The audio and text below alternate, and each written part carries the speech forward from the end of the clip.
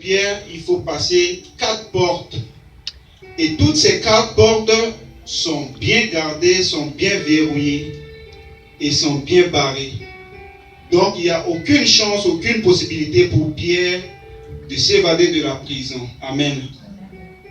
Et il y a eu une chose qui s'était passée.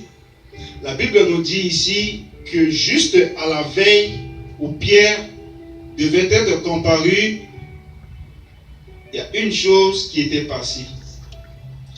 Et la Bible est partie nous souligner que quand Pierre était en prison, l'Église, les enfants de Dieu ne dormaient pas.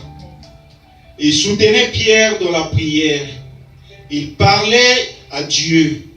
Ils faisaient des prières, des jeûnes et des veillées de prière pour le serviteur de Dieu qui était en prison.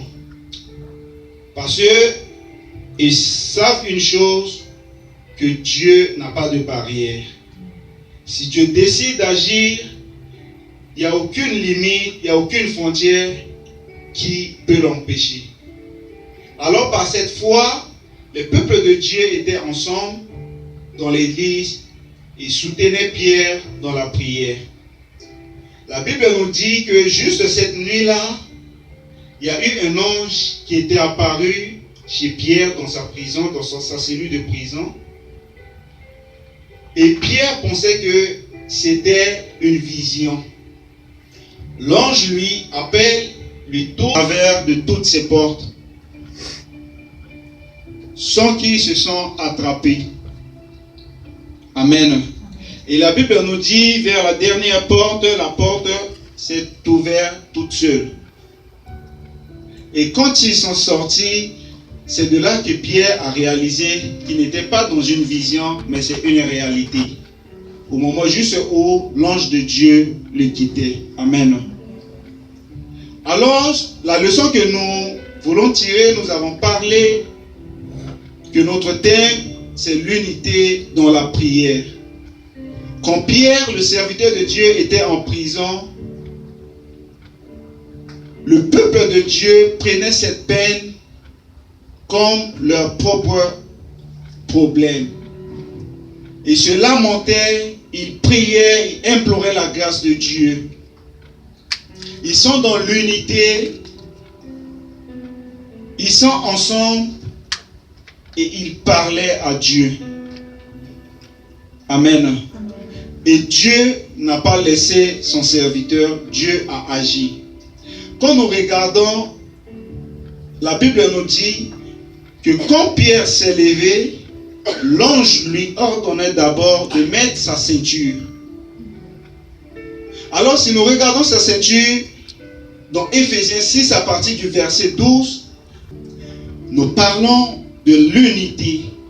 Pour qu'une prière de peuple de Dieu uni puisse être efficace, puisse avoir de l'effet, il faut qu'il y ait la sincérité à la base.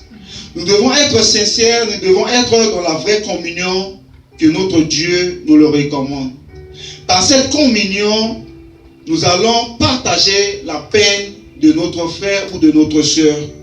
Et cela va nous pousser à faire une vraie prière, une prière du fond de notre cœur.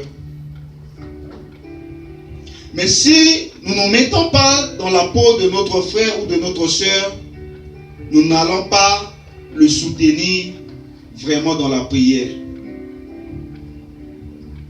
Aujourd'hui, combien de nous soutiennent l'œuvre de Dieu ou prient pour un frère ou une sœur à la maison? Mais personnellement, dans nos prières quotidiennes à la maison, est-ce qu'on a cette habitude-là de cibler un frère ou une sœur, ou même notre voisin, ou quelqu'un qu'on connaît même au travail, à l'école, de le mettre dans notre prière? Ça, c'est une façon de soutenir les uns et les autres dans la prière. Quelqu'un même qui ne prie pas avec toi dans la même église, que tu trouves que cette personne a des difficultés, c'est bien important de le soutenir dans la prière. Dans la prière que nous faisons à la maison, nous devons nous soutenir les uns les autres. Nous devons être soudés, nous devons nous unir, parce que notre Dieu, il est un, il est amour. Et c'est lui la source principale de tout ce que nous faisons de bien. Ici, on a